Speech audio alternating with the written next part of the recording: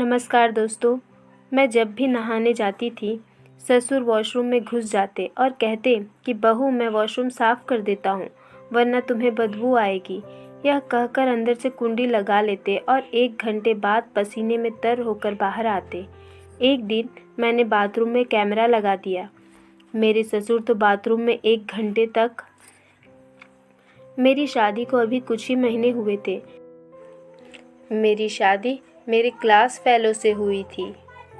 मेरे ससुराल में सिर्फ मेरा पति और मेरे ससुर थे। सब कुछ अच्छा था, सुकून से ज़िंदगी गुजर रही थी। लेकिन एक बात मुझे बहुत अजीब लगती थी।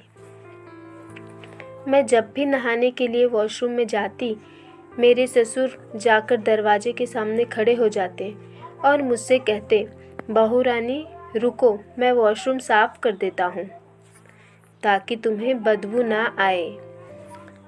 ससुर पूरा 1 घंटा वॉशरूम में रहने के बाद बाहर आते।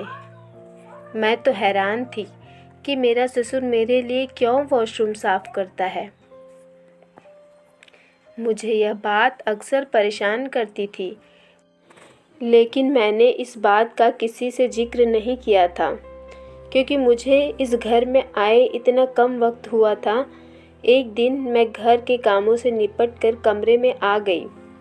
आज हमारी शादी को 3 महीने पूरे हो चुके थे और इतने वक्त में मैं अपने मायके एक बार भी रुकने नहीं गई थी, क्योंकि ससुर और पति घर पर अकेले होते थे।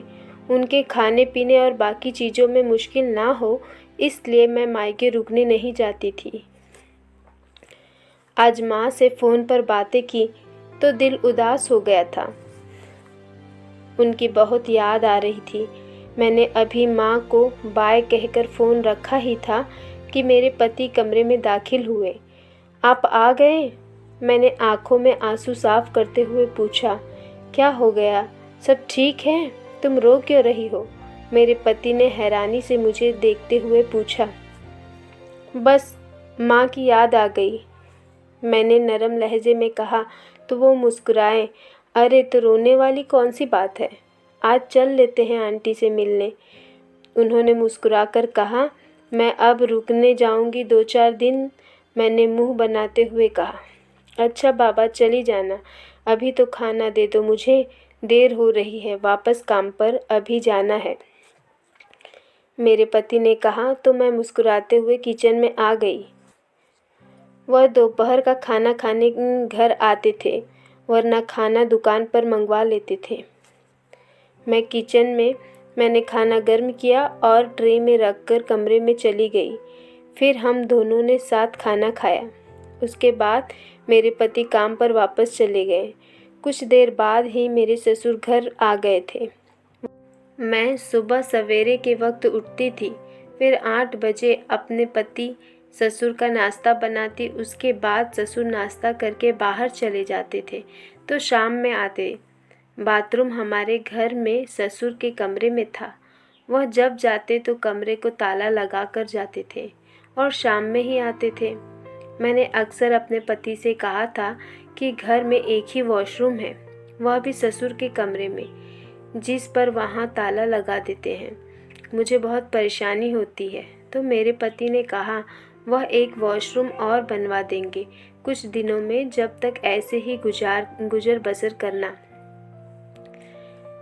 मुझे मेरे ससुर की आदत बहुत अजीब लगती थी, इसलिए जब वह घर आते तो मैं पड़ोस में अपनी दोस्त के पास चली जाती। मेरी शादी के फ़ौरन बाद ही मेरी एक दोस्त इसी मोहल्ले में शिफ्ट हो गई। फिर उसका आना जाना शुरू हो गया था। तभी शाम को वह मेरे घर आ जाती, कभी शाम मैं चली जाती। आज भी मैंने ससुर को दोपहर का खाना दिया और अपने कमरे में गई। कमरे में आकर अलमारी से कपड़े निकाले और फिर प्रेस करके वॉशरूम की तरफ चल पड़ी।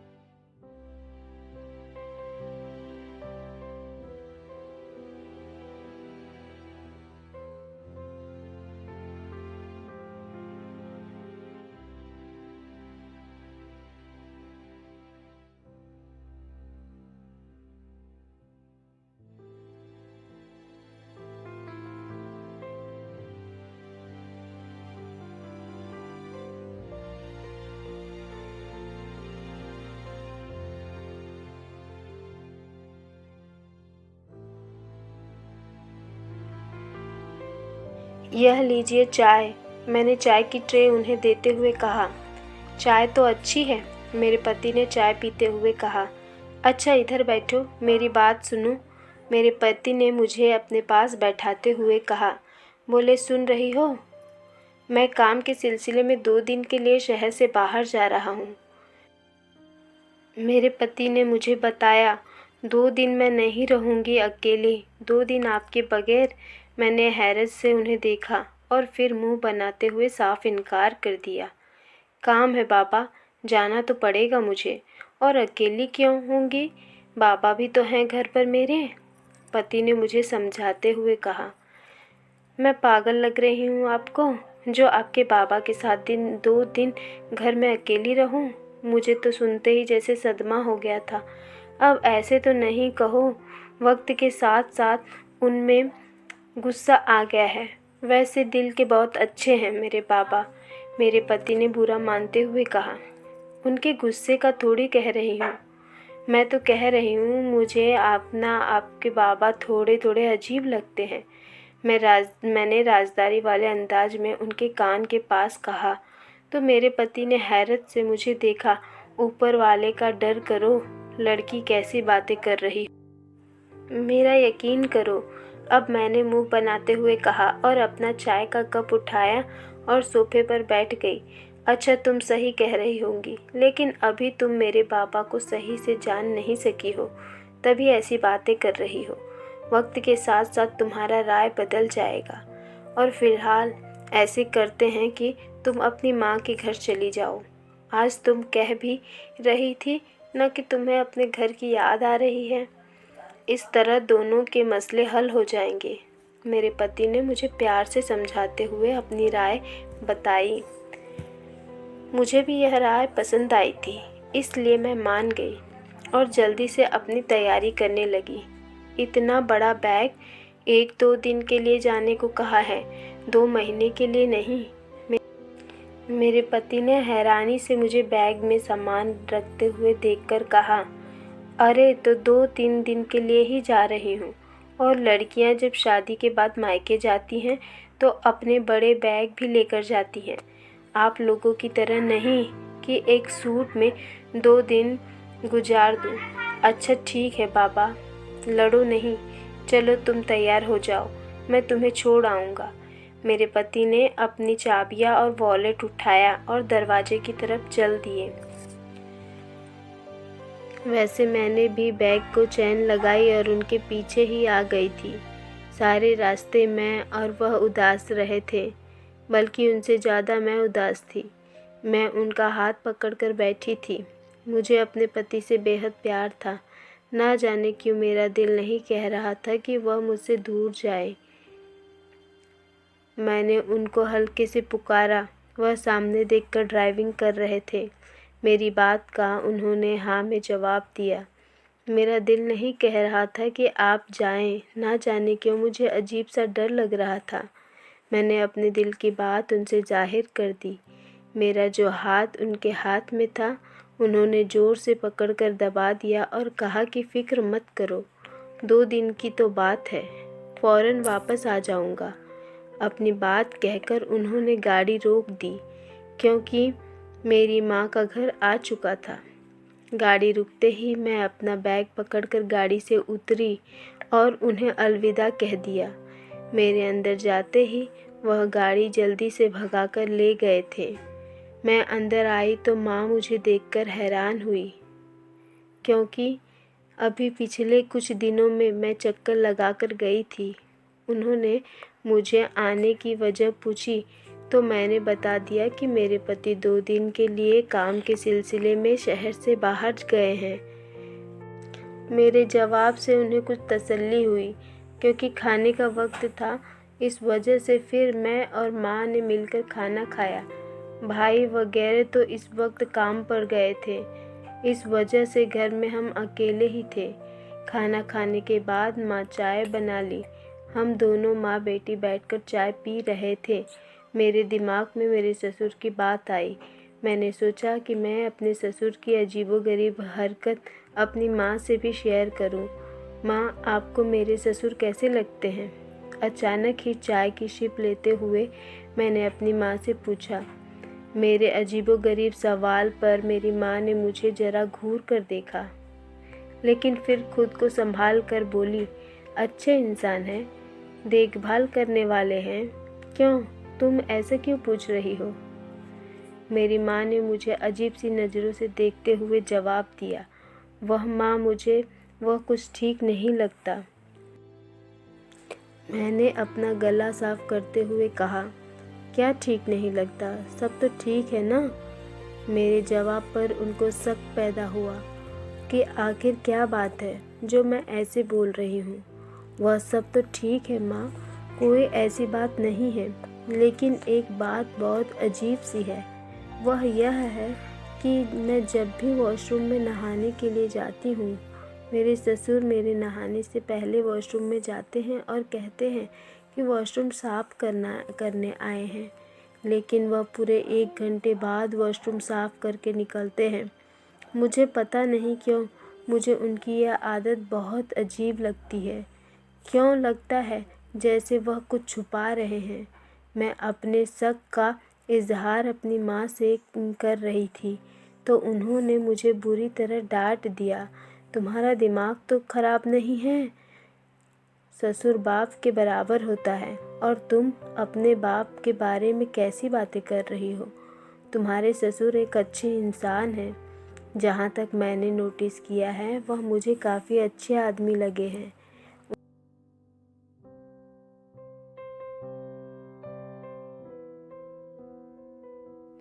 उनका हाव भाव अच्छा है, लहजा अच्छा है, बात करने का तरीका अच्छा है और देखभाल करने वाले इंसान हैं। और क्या चाहिए? तुम अपने दिमाग में से फिजूल सोच निकाल दो।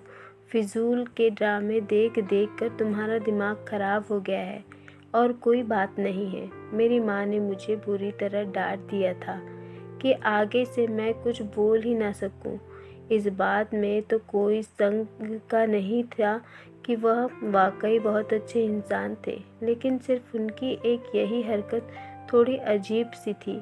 लेकिन अपनी माँ के इतने लंबे भाषण के बाद मैंने उनसे बहस नहीं की थी और जी अच्छा कहकर बात ख़त्म कर दी थी। दिमाग में एक बार यह भी आया कि मैं जो मेरी माँ को कह रही हूँ, हो सकता है वह बिल्कुल ठीक हो, यह मेरे दिमाग का फितूर ही हो और इसके अलावा कुछ नहीं। मुझे अपने ससुर के बारे में ऐसी बात नहीं सोचनी चाहिए। वाकई मेरी माँ सही कह रही हैं कि ससुर बाप के बराबर होता है और अपने बाप के बारे में ऐसा सोचना गलत बात है। मैंने अपनी सोच पर लानत भेजी और चाय पीने लगी। सारा दिन मेरा यूं ही गुजर गया। शाम को जब बाबा घर आए तो मुझे देखकर बहुत खुश हुए। काफ़ी वक्त बाद हम बहन भाइयों और माँ ने मिलकर लूडो खेला। घर में एक अलग ही रौनक लग गई थी। ऐसे ही सारा दिन गुजर गया और अगले दिन मुझे मेरी एक सहेली का फ़ोन आया था। वह भी अपने मायके आई हुई थी और मुझसे मिलना चाहती थी। मैंने माँ से इजाज़त ली। हम दोनों ने मिलने का प्लान बनाया और मैं दोपहर के वक्त उसके घर पहुँच गई। मेरी सहेली की अभी नई नई शादी हुई थी और उसने बताया कि वह अलग हो गई है, जिससे मैं बड़ी हैरानी हुई कि उसके घर में तो सिर्फ सास ससुर ही रहते थे। मैंने अपनी हैरत का इजहार करते हुए उससे पूछा कि तुम्हें अलग होने की भला क्या ज़रूरत थी? तुम्हारे साथ सिर्फ तुम्हारे सास ससुर ही तो थे। तुमने उनको भी अकेला छोड़ दिया। यह बिल्कुल भी अच्छी बात नहीं है। मैंने उसको समझाने की कोशिश की, लेकिन जवाब में जो कुछ उसने मुझे बताया वह मेरे रोंगटे खड़े करने के लिए काफ़ी था। हाँ, अच्छे थे, मेरी ज़िंदगी बर्बाद कर दी थी उन्होंने। उसने गुस्से से जवाब दिया। क्या मतलब है, क्या हुआ? मेरे ससुर ने वॉशरूम में कैमरा लगाया हुआ था। मेरी शादी के महीने बाद इस बात का पता चला था कि वह कैमरे में मेरी वीडियो रिकॉर्ड करते थे। मैंने तो इसी वक्त अपने पति से कह दिया था कि मैं उन दोनों के साथ नहीं रह सकती। अपने ससुर के इस तरह की घिनौनी हरकत की मुझे उम्मीद नहीं थी। उम्मीद तो मेरे पति को भी नहीं थी, लेकिन मेरे ससुर ने खुद कबूल कर लिया था, इसलिए शक की कोई गुंजाइश बचती ही नहीं थी। वह अपनी बात कहकर खामोश हो गई। फिर क्या हुआ? मैंने हैरान होकर उससे पूछा तो उसने कहा, होना क्या था? मैंने अपने पति से कह दिया कि मैं उन दोनों के साथ नहीं रह सकती। दूध का जला छाछ भी फूंक कर पीता है, तो फिर मैं क्यों न चौकन्नी रहती। मेरे ससुर ने एक बार ऐसा काम किया था, तो यह अंदाज़ा भी हो सकता है कि मेरी इज्जत का मसला था, इसलिए मैंने अलग घर का फैसला रख लिया। मेरे पति को भी यह बात सही लगी और इस तरह हम सबसे अलग रह रहे हैं। वह अपनी बात कहकर चुप हो चुकी थी, जबकि उसकी बात से मेरे दिमाग में बहुत ही अजीबोगरीब ख्याल आने लगे कि अगर उसके ससुर उसके साथ ऐसा कर सकता था, तो मेरा ससुर भी मेरे साथ ऐसा कर सकता था। मेरे ससुर की हरकतें तो वैसे भी अजीब थी। अब मैंने इरादा कर लिया था कि इस बार जब घर जाऊंगी तो सच का पता लगाकर ही रहूंगी। 2 दिन कैसे गुजरे बिल्कुल भी पता ही नहीं चला। 2 दिन बाद मेरे पति मुझे लेने आ गए थे। वह दूसरे दिन शहर से सीधा मुझे लेने नहीं आए थे। उनका इरादा था कि मुझे यहाँ से लेकर ही घर जाएंगे। इतनी देर बाद आए तो मेरी माँ ने उनको रात के खाने पर रोक लिया। रात का खाना खाकर मैंने अपना सामान बांधा और वापसी का रुख किया, लेकिन मेरे दिमाग में लगातार मेरी सहेली की बातें चल रही थी। अब मेरे ससुर का किरदार मेरी नज़र में और अजीब हो गया था। मैंने सोच लिया था कि अब मेरे ससुर जब वॉशरूम से बाहर निकलेंगे तो मैं वॉशरूम में एक कोना चेक करूँगी और देखूँगी कि कहीं कोई कैमरा तो नहीं लगा। क्या पता मेरी सहेली के ससुर की तरह मेरे ससुर भी यह काम करते हों। मेरे दिमाग में बहुत सारे सवाल थे, जिनके जवाब भी मेरे पास नहीं थे। मैं अपनी ही सोच में गम थी। मैंने अपने पति से कोई बात नहीं की।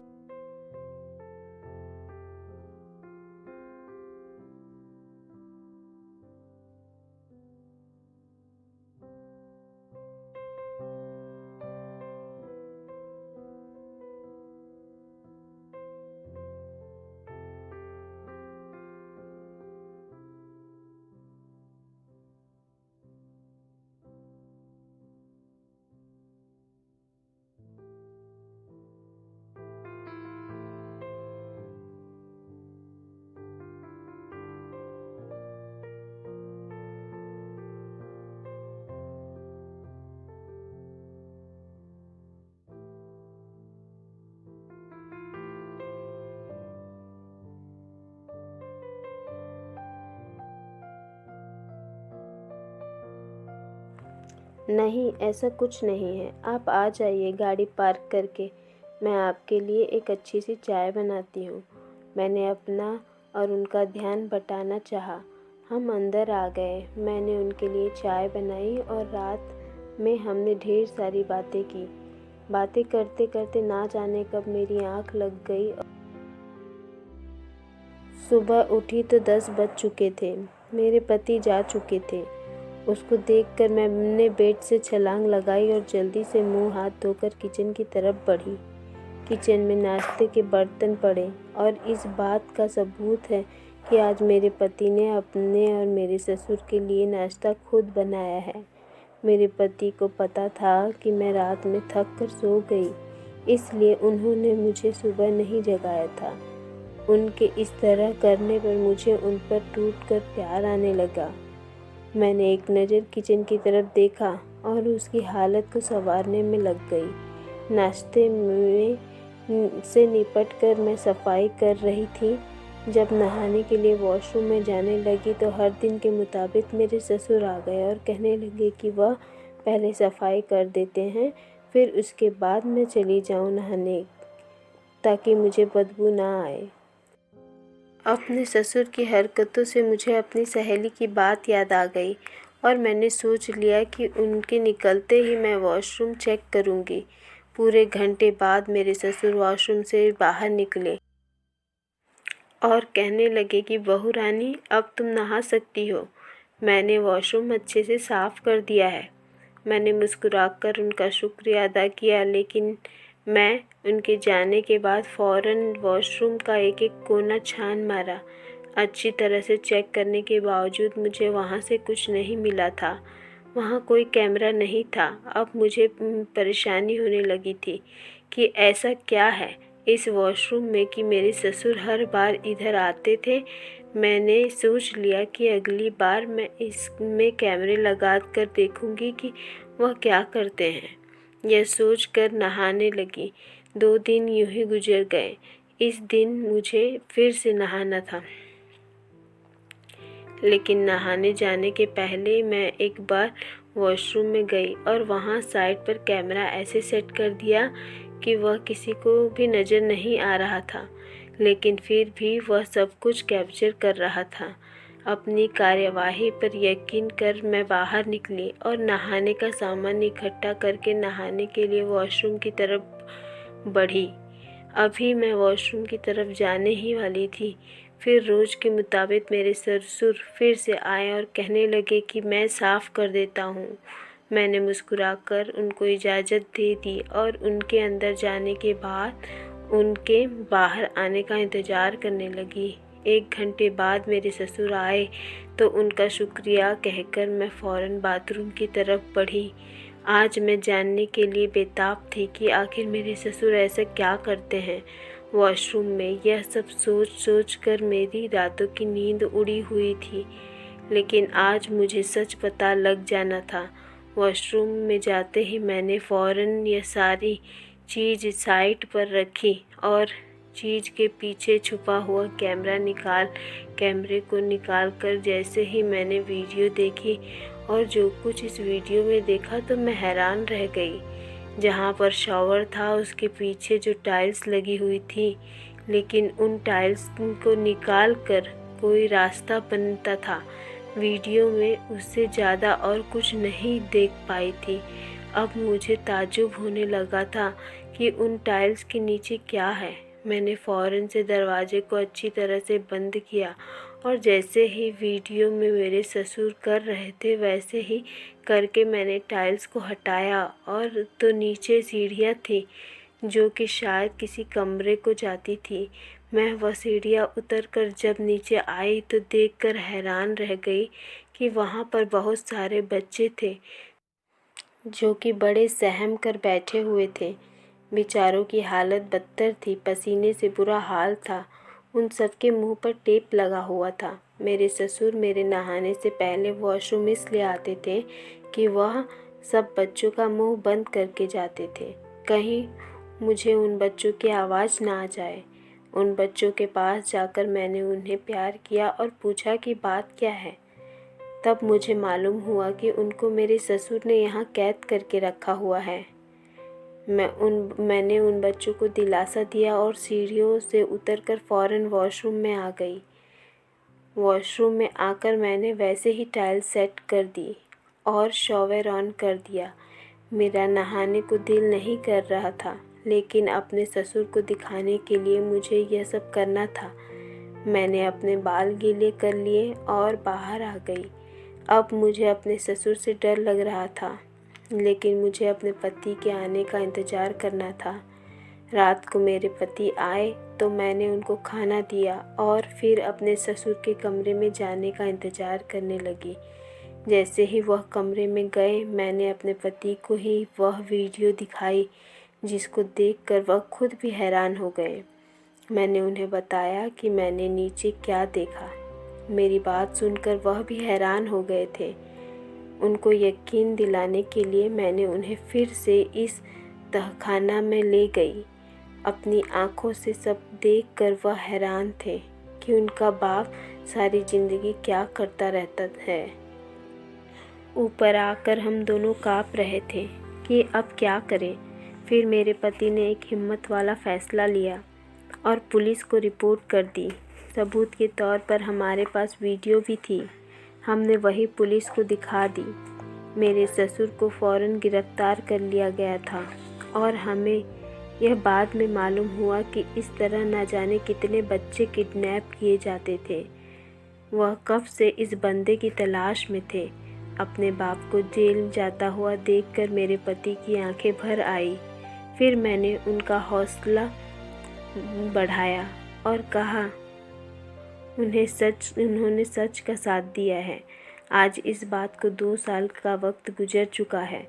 हमारा एक प्यारा सा बेटा है। मेरे ससुर को उम्र कैद की सज़ा हुई थी। मेरे पति मेरे ससुर से आज भी मिलने जाते हैं और कभी कभी तो उनकी याद में रो भी पड़ते हैं। उनका कहना है कि वह जैसे भी थे उनके लिए बेहतरीन बाप थे। लेकिन मैं खुश हूँ मेरे पति ने सच का साथ दिया और शायद उन्हें बच्चों की दुआओं का सिला मिला कि आज एक अच्छी ज़िंदगी गुजार रहे हैं। क्या वाकई में मैंने ससुर का पर्दाफाश करके सही किया या उनको माफ़ करके एक और मौका देना चाहिए था? स्टोरी पसंद आए तो वीडियो को लाइक, चैनल को सब्सक्राइब और स्टोरी को शेयर करिए। यहाँ तक सुनने के लिए आपका बहुत बहुत धन्यवाद।